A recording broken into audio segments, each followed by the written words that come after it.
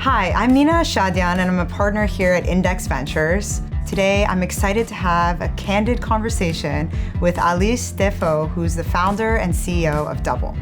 Welcome, Alice. Thank you. Thank you so much for being here. I'm super happy to be here. Yeah, so tell me a little bit about, you were born in France, you're now in New York running an amazing company. How did you get from where you started to where you are today? Most of it was just the people I met, to be honest. I've never been the kind of person who wanted to start a company when I was in middle school. It got to me super late. I actually never really knew what I wanted to do when I was in school, so I studied entrepreneurship because it seemed like it was the widest thing possible. And I ended up working in startups because I liked the flexibility that it gave you. You didn't have a job title. You didn't have to pick one specific thing to do. And so I kind of ended up working for different startups. And then I was like, this is cool, and I want to try it out. That's awesome. And were you working in startups when you were in France, or did you move to the US? Or I studied in France, and then I got super lucky right out of college. I met Mathilde Collin, who's the CEO of France, and they had just been accepted at YC, and they were looking for an intern, and I had never done what she was asking before, but it felt like a good opportunity, so I actually went to San Francisco with them. And you experienced the whole Y Combinator. Yeah. Was it a shock to go from, what you had probably thought of, all the thoughts of Silicon Valley and what it was like? I mean, was it actually what you expected or completely different? We stayed in a house in Palo Alto, like nonstop, 24/7. So I didn't actually see the full Silicon Valley, but it was a really cool experience. Just to, we still met a lot of really cool people. It was an entirely different world to what I was used to. Mm-hmm. So it was a great experience. What was the most surprising thing about Silicon Valley when you moved here? All these people I met felt like they had wanted to build a startup since they were born. Everyone I met was like, oh, I've been doing this for 20 years, and they were like 25. And I found that amazing that everyone was so into just building stuff, which wasn't what I had experienced in France at all. And so what was your journey from France to then deciding that you wanted to start your own company? I actually left France, went back to France, ended up working for Sunrise Calendar back then. I met Pierre kind of by chance. They were looking for a marketing person. The team back then was just engineers and designers, and so they were looking for someone to do kind of all the rest. It was right around the time when they were getting acquired by Microsoft. Ended up working on Calendar. We merged into Outlook Mobile, so worked at the big Microsoft on Outlook Mobile for a couple of years. And then I loved the team I had at Sunrise. I really loved working with them. Obviously, we were thinking a lot about productivity. Christophe and Pierre-Lee, my two co-founders, and I decided that we wanted to go out and do our own thing after experiencing Microsoft. It was a bit too big for us, and we wanted to get this smaller scale again. And so how long has it been since you left and started Double? It's been almost 2 years. Okay, wow. Yeah. And how has your job changed over the last 2 years as a CEO? I mean, what were your set of responsibilities from year one, and then how did those change to your responsibilities now? I feel like my job is changing every single week. I'm not sure it's a good analogy, but I feel like, have you ever played Mario Kart? You can raise the speed step by step, and I feel like, I'm at like the normal speed, and I'm kind to like figure things out, and then out of the blue, like someone changed the speeds, and I need to like relearn everything at this different speed. To me, that's kind of what my job is. Like, I get comfortable doing something, and then out of the blue, like there's totally new thing comes up, and I have to like relearn everything.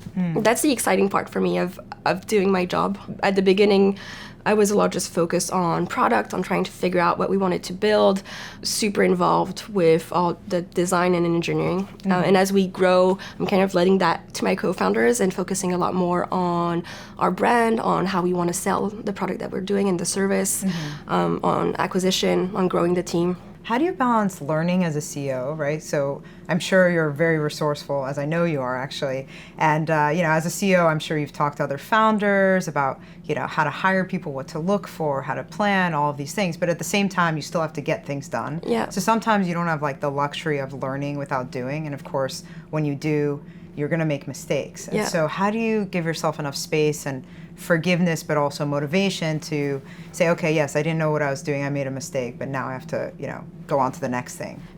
It's super hard, and I'm not sure I found the right thing yet. The way I'm seeing is I know I'm going to make mistakes. I'm lucky enough to be surrounded by a lot of entrepreneurs that I trust and who are giving me some of their time to help me out, and that's been super useful.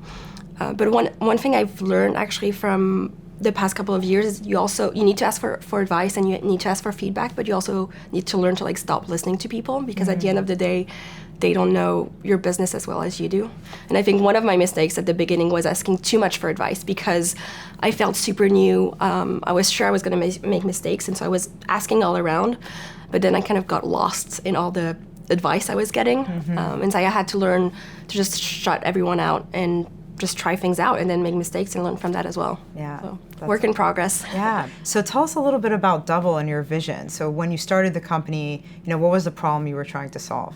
As I said, Christophe, Pierre-Lee, and I were working at Outlook, working on email. We worked on calendar a lot, and so obviously thinking a lot about how people spend their time. What we were trying to do is trying to figure out if there was a way for people to work in a better way and work in a smarter way. We're convinced that all of us, no matter what our job is, we spend time every day doing things that we don't have any specific value doing, and that kind of take us away from what we're really good at.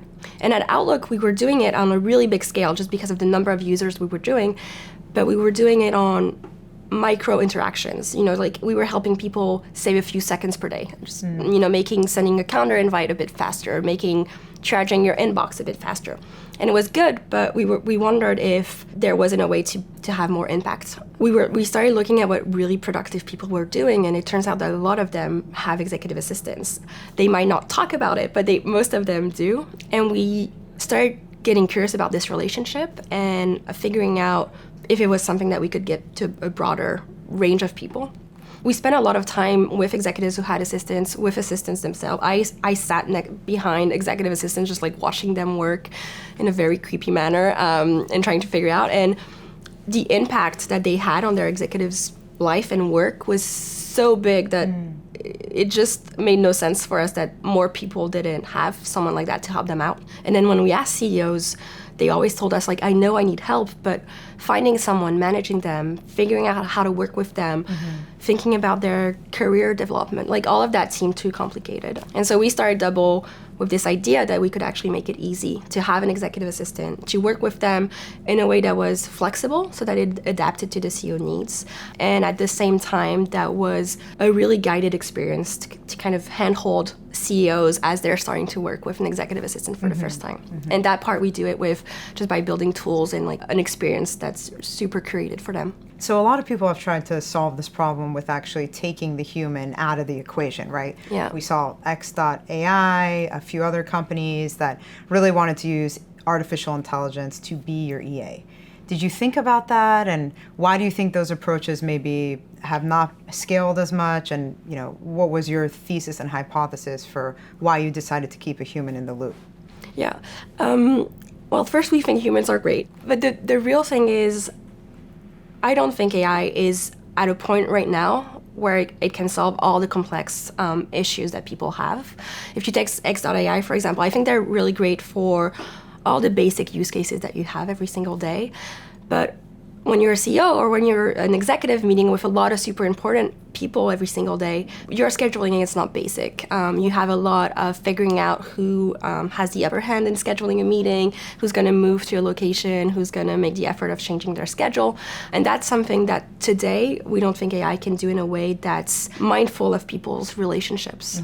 This is an example with scheduling, but it applies to a lot of different things. With travel, there's a lot of like tiny preferences that's really hard to get right every single time if you do it just with software.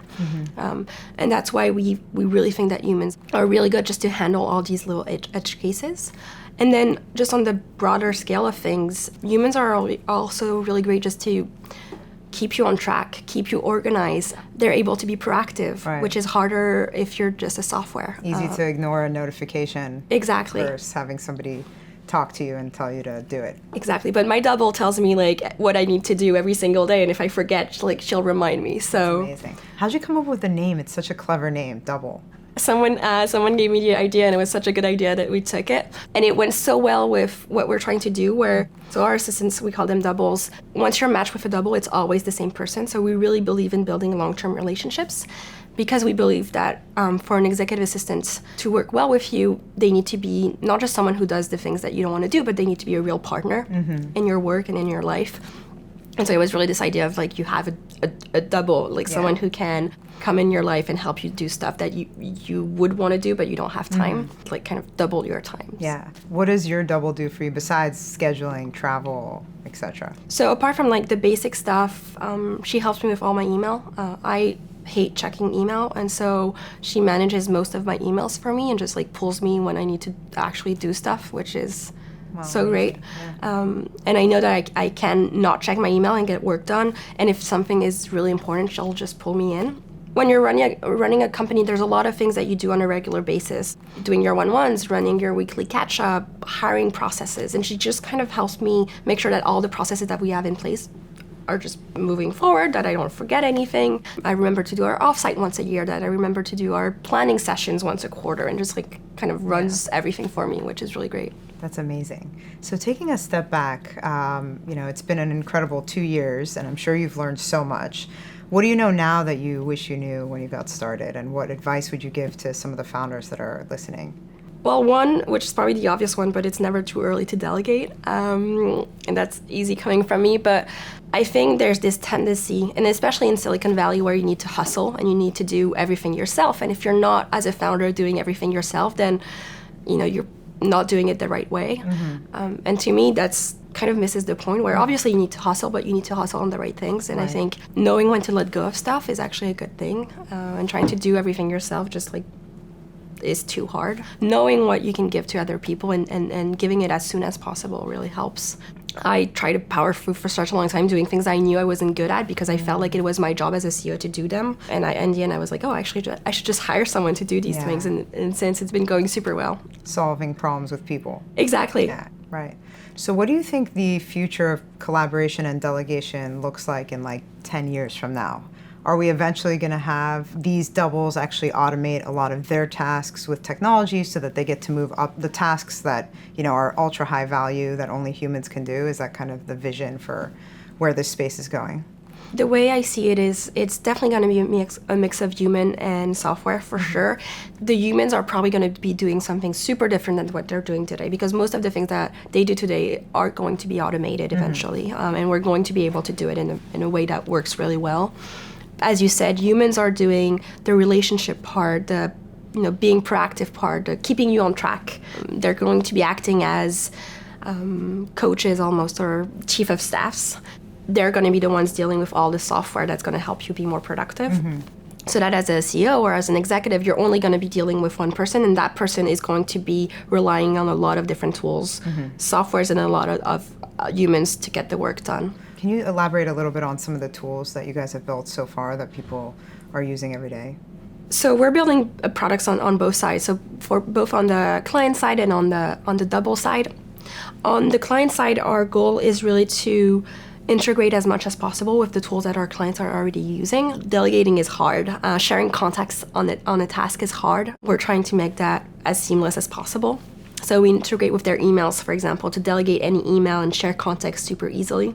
And then we're building tools to help our clients have visibility into all of the tasks that their doubles are doing for them, and be able to communicate around these tasks. If you want to think about double, it basically looks like a to-do list where you have all the projects that your double is working on, and you can communicate on these projects. And on the double side, we're building tools for them. So obviously to keep track of everything that they're working on, being able to switch between clients in a way that reduces mistakes that you can make, when you're handling a lot of different clients at the same time. And we're also building tools to help them keep track of preferences of what their clients like, of things they told them in the past that are going to be useful in the future, so that they don't have to ask the same questions over and over again. So basically building this profile of their client that's as precise as possible that they can use later on.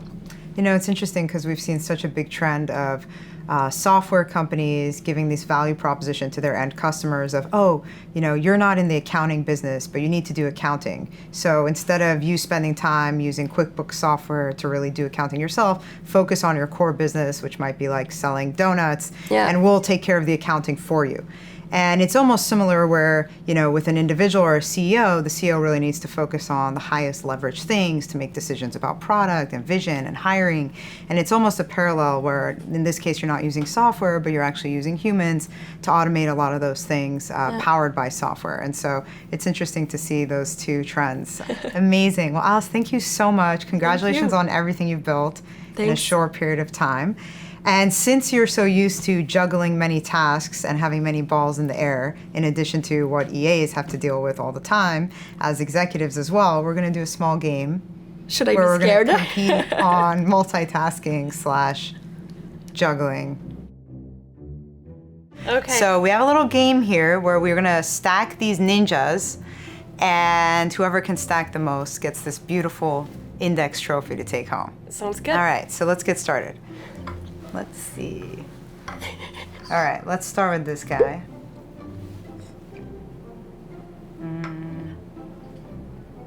Let's see. Oh, wow, you're going this way. I don't know. I'm trying to look at what you're doing. This doesn't look like it'll be a good idea. Okay, I'll just try to do this. They have these rivets here. Wow. Oh, I definitely thought that was gonna fall. Probably have to do. Am I allowed to blow on this one? No. No. It should be if you pick it up, you have to put it. Oh my God! Look at my hand. You're shaking. Uh-oh. I got 4. All right, your turn. Okay, too much pressure. I feel like, can I just do it this way? Does that work? No? Creative. Okay, I'm gonna try a different guy than this one because this one didn't work for you. Okay. Okay, let's do this. I need to do more than 4? Yeah, to win. Okay. Oh, already hers is better.